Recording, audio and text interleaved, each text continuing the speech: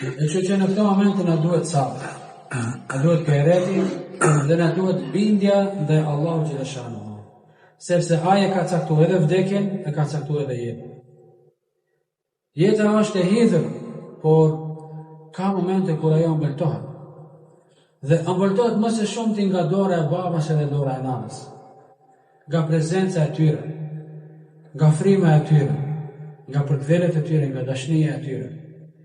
Mirë po ja që ne si evlat, si fëmijë, se kemi në dorë jetën e prindërve tanë.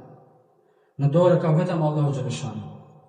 Dhe ne pajtohemi, por edhe krahas kësaj dhimbje falenderojmë Allahun për mundësinë që na ka dhënë në këto vite t'i kemi pranë, t'i kemi pasur, t'i kemi parë, t'i kemi nderuar dhe respektuar. Sepse ka prova të tjera ku njerëzit as që i kanë parë ndonjëherë prindërit e tyre. Muhamedi alayhis salam nuk e pa babën e vet. Edhe nuk u rit me nanën e vet.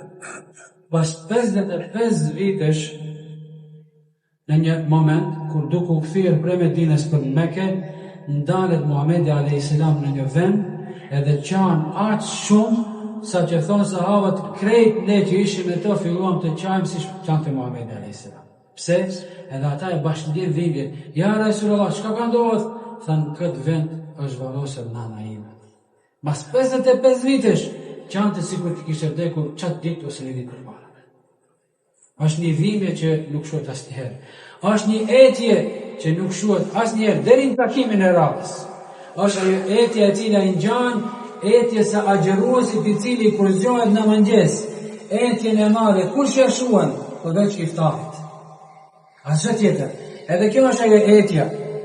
Dashnia ndaj prindërve nuk shohet, marrja ndaj prindërve nuk shohet, përveç se në takimin inshallah në xhenet bashkë.